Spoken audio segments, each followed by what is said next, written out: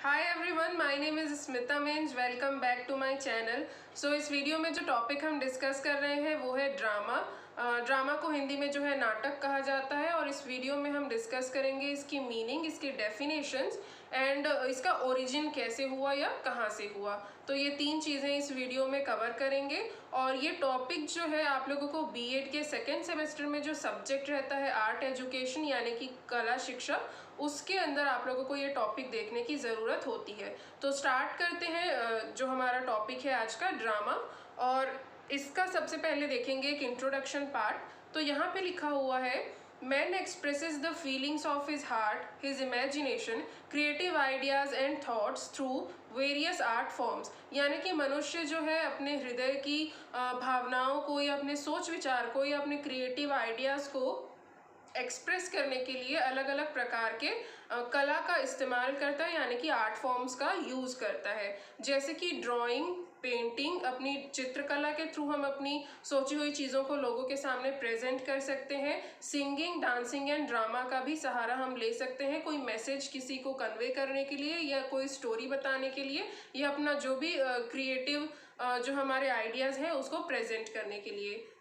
Drama comes under performance art. Drama या dancing, singing जो भी होता है इसको परफॉर्मेंस आर्ट के अंदर काउंट किया जाता है। अब परफॉर्मेंस आर्ट क्या होता है? Performance art is an art work created through actions executed by the artist और अदर पार्टिसिपेंट्स। यानी कि कोई अकेला व्यक्ति होगा या बहुत सारे पार्टिसिपेंट्स होंगे, यानी कि ग्रुप में लोग होंगे, वो अपने विचारों को व्यक्त करने के लिए एक्शंस का इस्तेमाल करेंगे या डायलॉग्स का इस्तेमाल करेंगे और उसके थ्रू जो है अपना मैसेज या स्टोरी को कन्वे करेंगे ऑडियंस तक। Drama helps in self expression. अपने अंदर की जो भी फीलिंग्स है या थॉट्स हैं उनको हम ड्रामा के थ्रू व्यक्त कर सकते हैं। And using drama as a teaching tool, students are involved in every way, be it intellectually, physically, socially और इमोशनली। अब अगर ड्रामा को हम एजुकेशनल इंस्टीट्यूशंस में इस्तेमाल करते हैं, यानी कि जो टीचिंग लर्निंग प्रोसेस में हम ड्रामा को इंक्लूड करते हैं, तो भी ये बच्चों के लिए बहुत बेनिफिशियल होता है, क्योंकि इसमें क्या होता है, बच्चे पूरी तरीके से इन्वॉल्व हो पाते हैं। अगर हम किसी विषय के ऊपर या टॉपिक के ऊपर उनको कुछ सिखाना चाह रहे हैं तो उस विषय का एक ड्रामा तैयार करके बच्चों को खुद उसमें इन्वॉल्व करिए, क्योंकि जब वो बच्चे खुद से उस चीज़ को एक्सपीरियंस करेंगे तो वो ज़्यादा बेहतर तरीके से उस चीज़ के बारे में जो है सीख पाएंगे। यानी कि वो इंटेलेक्चुअली, यानी कि उनका जो दिमाग है, उनकी बुद्धि है, वो भी उस चीज़ में लगती है, फिजिकली भी वो उस चीज़ में इन्वॉल्व होते हैं, सोशली और इमोशनली भी वो उस टॉपिक से या उस विषय से जो है रिलेट कर सकते हैं। तो इसलिए जो है एजुकेशनल इंस्टीट्यूशंस में भी ड्रामा को एक इम्पॉर्टेंट प्लेस जो है वो दिया गया है। आगे देखते हैं मीनिंग ऑफ ड्रामा। तो यहाँ पे लिखा हुआ है, a drama is a type of literature that is written for the purpose of being performed in front of an audience. यानी कि ड्रामा को साहित्य का एक भाग कहा गया है और इस ड्रामा को जब लिखा जाता है, जो इसको रिटन फॉर्म में हम करते हैं, इसको स्क्रिप्टिंग कहा जाता है। मैंने आपने कोई चीज़ सोची, कोई एक इवेंट सोचा या कोई सिचुएशन आपने सोचा, उसको जब आप रिटन फॉर्म में प्रेजेंट करते हैं तो उसको स्क्रिप्टिंग करना कहते हैं। और इसका स्क्रिप्ट लिखने का जो पर्पस रहता है, यानी कि उद्देश्य रहता है, वो ये रहता है कि एक स्टोरी हम ऑडियंस यानी कि दर्शक के सामने जो है प्रेजेंट कर सकें या उसको परफॉर्म करके जो प्रस्तुत करके दिखा सकें।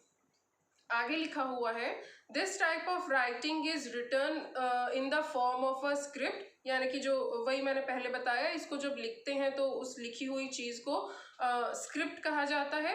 And the story is told through the lines. जो भी हम कहानी बताना चाह रहे हैं वो लाइन्स के थ्रू यानी कि डायलॉग्स के थ्रू हम लोगों तक पहुंचा सकते हैं। Of the characters played by actors. जो भी हमारे कैरेक्टर्स होंगे वो कुछ एक्शन करेंगे, कुछ डायलॉग बोलेंगे और उसी के थ्रू हम अपनी जो है स्टोरी को ऑडियंस के सामने परफॉर्म कर पाएंगे या प्रेजेंट कर पाएंगे। Drama comes from Greek word. जो वर्ड ड्रामा है वो एक ग्रीक वर्ड से लिया गया है। जो ग्रीक वर्ड ओरिजिनल वर्ड था वो था ड्रैन, DRAN, और इसका मतलब होता है टू डू, यानी कि कुछ करना, और टू एक्ट यानी कि किसी चीज़ कि नकल करना या उसको मिमिक करना, तो या कोई चीज़ को करना कि कुछ परफॉर्मेंस देना, वही हो उसका मतलब होता था ड्रैन। तो इसी ड्रैन वर्ड से जो है ड्रामा शब्द लिया गया या बनाया गया। आगे लिखा हुआ है drama is a unique way to express human feelings, यानी कि ड्रामा हमको एक प्लेटफॉर्म प्रोवाइड करता है जिसके थ्रू हम अपना जो भी सोच विचार है, आइडियाज, थॉट्स, फीलिंग्स वगैरह है वो लोगों के साथ शेयर कर सकें या उनको कन्वे कर सकें, उन तक पहुंचा सकें। नेक्स्ट हमको देखना है डेफिनेशंस ऑफ ड्रामा, यानी कि परिभाषाएं क्या होती है ड्रामा की। तो पहला हम देखेंगे एम.एच. अब्राम के ने जो डेफिनेशन दी हुई है वो, और सेकंड डेफिनेशन जो है इसका ऑथर यहाँ पे नहीं है इसलिए यहाँ लिखा हुआ है अकॉर्डिंग टू वंस व्यू, लेकिन किसी ने तो ये बात कही है। तो फर्स्ट डेफिनेशन देखते हैं अकॉर्डिंग टू एम.एच. अब्राम।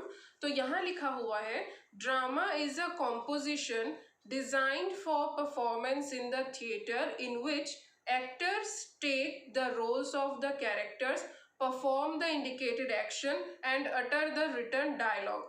तो यहाँ पे स्टार्टिंग में कहा गया है ड्रामा इज अ कॉम्पोजिशन। अब कॉम्पोजिशन हम किसी चीज को तभी कहेंगे जब उसमें एक से अधिक चीजें शामिल हो। तो यहाँ पे एक से अधिक चीजें क्या शामिल है, यहाँ पे लिखा हुआ है actors take the roles of the character, यानी कि हम किसी का किरदार निभाते हैं। परफॉर्म द इंडिकेटेड एक्शन, उस किरदार को निभाते हुए हम कुछ एक्शंस करते हैं। And utter the written dialogue, और जो भी स्क्रिप्टिंग हुई है, जो कहानी या स्टोरी लिखी गई है उसको हम लाइंस या डायलॉग्स के थ्रू जो है वो बोलते भी हैं ताकि लोग एक्शंस देखे भी और उस जो भी डायलॉग है उसको सुन भी सकें। तो इन सारी चीज़ों का एक कॉम्पोजिशन जिसको बनाया गया है ताकि उसको हम परफॉर्म कर सके एक ऑडियंस के सामने और एक स्टोरी को बता सके लोगों को, यही होता है ड्रामा। नेक्स्ट डेफिनेशन लिखा हुआ है drama is the enactment of real and imagined events through role play, enabling individuals and groups to explore, shape and represent ideas and feelings। यानी कि drama is the enactment of real and imagine events, यानी कि drama में आप वो सारी चीज़ें कर सकते हो, या तो आप किसी वास्तविक घटना को भी या वास्तविक कहानी को भी लोगों के सामने प्रेजेंट कर सकते हैं, या अपने कुछ मनगढ़ंत अपने मर्जी से कुछ आपकी सोची हुई चीज़ है उस विषय को भी आप लोगों के सामने प्रेजेंट कर सकते हो। ऐसा जो है ड्रामा आपको प्लेटफॉर्म देता है और ये इंडिविजुअल्स यानी किसी एक व्यक्ति को या फिर किसी ग्रुप को एक मौका भी देता है, यानी कि अपॉर्चुनिटी भी देता है कि वो उस विषय के बारे में एक्सप्लोर कर सकें, अधिक जानकारी ले सकें और जो भी फीलिंग्स और आइडियाज हैं उसको शेप कर सकें और उसको लोगों के सामने प्रेजेंट कर सके। तो ये थी डेफिनेशंस ऑफ ड्रामा। आगे हमको देखना है origin of Indian classical drama. जो इंडियन क्लासिकल ड्रामा का ओरिजिन कैसे हुआ इस बारे में यहाँ पे देखेंगे। तो यहाँ लिखा हुआ है there are many differences among scholars regarding the origin of drama. जितने भी स्कॉलर्स आते हैं सबकी अलग अलग सोच विचार है कि ड्रामा का ओरिजिन जो है वो किस प्रकार से हुआ, इस बात को लेकर के। The famous German scholar Pischel, एक फेमस जर्मन स्कॉलर जो थे उनका नाम था Pischel, states that the original forms of the play begins with the name of the puppets. यानी कि पिशेल का मानना ये था कि ड्रामा का ओरिजिन जो है वो पपेट्स के थ्रू हुआ, यानी कि जो कठपुतली बोलते हैं हम, कठपुतली का डांस या कुछ उनके एक्शंस दिखाया करते थे, उसी के थ्रू ड्रामा का ओरिजिन हुआ। पपेट शो ही आगे चल के ड्रामा बन गया, ऐसा इनका मानना था। Puppets were danced with threads. Puppets यानी कठपुतलियों को जब नचाते हैं तो उंगलियों में हम धागे बांध लेते हैं और उसके थ्रू उसको हम डांस करवाते हैं। The one who dance them was called facilitator, और जो इस काम को करते हैं यानी कि जो उसको थ्रेड्स के थ्रू डांस वगैरह करवाते हैं उसको फैसिलिटेटर कहा जाता है। तो पिशेल जो कि एक जर्मन स्कॉलर थे उनका यही मानना था कि पपेट्स शो से ही जो है ड्रामा का ओरिजिन हुआ या वहीं से ड्रामा की शुरुआत हुई। आगे लिखा हुआ है, similarly professor Max Muller traces the origin of plays to the songs of Vedic hymns. यानी कि एक प्रोफेसर थे, मैक्स मूलर नाम था उनका, उनका ये कहना था कि जो वैदिक हाइम्स होते हैं, सॉन्ग्स होते हैं, यानी कि जो भजन होते हैं, जो भजन वगैरह हम गाते हैं पूजा अर्चना के समय, तो उन भजन के द्वारा से जो है ड्रामा का ओरिजिन हुआ या शुरुआत हुई, ऐसा उनका मानना था। To give clarity to where the dialogue used to come in the verses, the two sides used to say in the form of reply and reply। यानी कि यहाँ पे कहा गया है जो भी भजन हुआ करते थे उसके थ्रू ही ड्रामा का ओरिजिन हुआ, और भजन में उस हिस्से में जहाँ पर भी दो लोगों का वार्तालाप आता था यानी कि कन्वर्सेशन आता था, तो उसके लिए लोगों का इस्तेमाल करते थे, यानी कि वो दो जो जिनके बीच में वार्तालाप हो रहा है उनका किरदार कोई निभाता था और उन लाइंस को आपस में बोलते थे, कुछ एक्शंस करते थे या लाइंस जो भी वो उस भजन की लाइन है उसको बोलते थे, और ऐसे करके ही ड्रामा की प्रैक्टिस जो है वो शुरू हुई, ऐसा मैक्स मूलर का मानना था कि जो भजन होते हैं, सॉन्ग्स ऑफ वैदिक हाइम्स जो है, इनको ही लोगों के सामने प्रेजेंट करने के लिए ड्रामा की उत्पत्ति हुई थी। नेक्स्ट लिखा हुआ है, some scholars are of the opinion that in ancient times when a hero returned after winning a festival और event was organised in his honour. यहाँ पे कुछ स्कॉलर्स का मानना ये भी है कि एंशियंट टाइम्स में, यानी पुराने समय में जब ऐसा हुआ करता था कि कोई राजा है, वो कोई जंग वगैरह जीत करके आया है या किसी भी प्रकार की विक्ट्री हासिल करके आया है, तो उसके स्वागत में या उसको सम्मान देने के लिए कुछ त्योहार टाइप का जो है माहौल बनाया जाता था, या कुछ इवेंट्स जो है वो ऑर्गेनाइज किए जाते थे, और उन इवेंट्स में ही जो चीज़ें होती थी जैसे डांसिंग, सिंगिंग, ये सारी चीज़ें होती है किसी भी इवेंट में, तो ऐसे ही उस समय ड्रामा हुआ करता था, उसके सम्मान में या उसके ऑनर में जो है ड्रामा लोग किया करते थे किसी भी विषय में। तो यहीं से ड्रामा की उत्पत्ति हुई या यही ओरिजिन है, ऐसा कुछ लोगों का मानना है कि जब कोई हीरो यानी कि कोई राजा वगैरह है या कोई व्यक्ति है जो कि किसी चीज़ में विक्ट्री हासिल करके आए हैं, उसके स्वागत के लिए जो है लोग इवेंट ऑर्गेनाइज करते थे और वहीं से ड्रामा की शुरुआत हुई।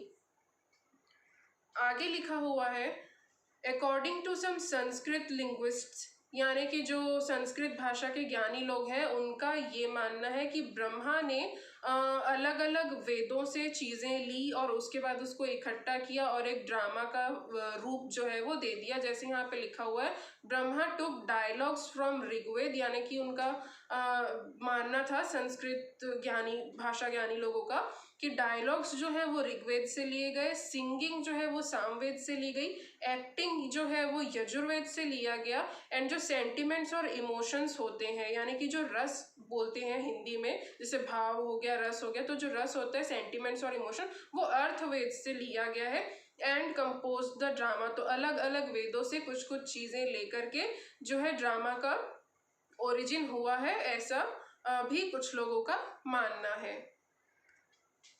आगे लिखा हुआ है, people are of the opinion that Indian drama is the contribution of Greeks. कुछ लोगों का ये भी मानना है कि जो इंडियन ड्रामा को हम जानते हैं अभी इस वक्त पे, उसका ओरिजिन ग्रीक से हुआ, and coming in contact with the Indians, जब ये ग्रीक जो ड्रामा है वो भारतीयों के कांटेक्ट में आया, then this plays were promoted in India. उसके बाद भारत में भी यानी कि इंडिया में भी इस चीज़ का यानी कि ड्रामा की प्रैक्टिस शुरू हो गई है, लोग जो है ड्रामा करना स्टार्ट कर दिए। But this conclusion is false. यहाँ पे कहा गया है कि इस तरीके की जो चीज़ है कि ग्रीक में हुआ करता था ड्रामा, यहाँ नहीं हुआ करता था, फिर ग्रीक लोगों के कॉन्टैक्ट में जब इंडियंस आए तब इंडिया में ड्रामा का ओरिजिन हुआ। तो इस प्रकार की चीज़ें लोग कहते हैं, बट ये सही नहीं है, ऐसा बोला गया है। Drama is India's own speciality. Drama का ओरिजिन इंडिया में ही हुआ है, ग्रीक वगैरह से नहीं हुआ है। Worship of deities, welcome off season, festivals etcetera is the basic inspiration of drama.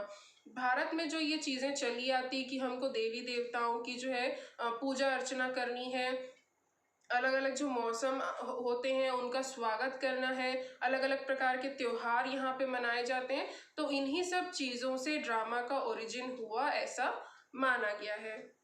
तो ये थी सारी चीज़ें ड्रामा के बारे में। अब उम्मीद है अगर एग्जाम में ये टॉपिक आप लोगों से पूछा जाएगा तो आप लोग इसके बारे में लिख पाएंगे। ड्रामा का मेन उद्देश्य यही होता है कि हम अपने हृदय की भावनाओं को या अपनी सोची हुई चीज़ों को लोगों के सामने प्रेजेंट कर सकें। और प्रेजेंट कैसे करते हैं, कुछ एक्शंस के थ्रू या डायलॉग्स के थ्रू। और ड्रामा को जो है परफॉर्मेंस आर्ट के अंदर काउंट किया जाता है। ये कोई अकेला व्यक्ति भी कर सकता है या ग्रुप में भी लोग इसको परफॉर्म कर सकते हैं। और यही इसका मेन पर्पस रहता है, एक ऐसा कॉम्पोजिशन डिज़ाइन करना जिसमें कि लोग किसी किरदार को निभाएं, उस किरदार को अपने एक्शंस के थ्रू प्रेजेंट कर सकें या रिप्रेजेंट कर सकें। और जो भी स्क्रिप्टिंग हुई है, जो भी स्टोरी लिखी गई है या जिस भी इवेंट पे हम ड्रामा कर रहे हैं उससे रिलेटेड डायलॉग्स भी जो है बोल पाए और एक स्टोरी या कोई मैसेज जो है लोगों तक कन्वे कर पाए। तो यही होता है ड्रामा। उम्मीद है सारी चीज़ें आप लोगों को समझ आई होंगी। वीडियो अच्छा लगा होगा तो लाइक ज़रूर से कर दीजिएगा, चैनल को सब्सक्राइब कर लीजिए एंड ये वीडियो शेयर करिएगा फ्रेंड्स के साथ ताकि नोट्स जो है सभी स्टूडेंट्स तक जा सके। मिलेंगे नेक्स्ट वीडियो में। Thank you.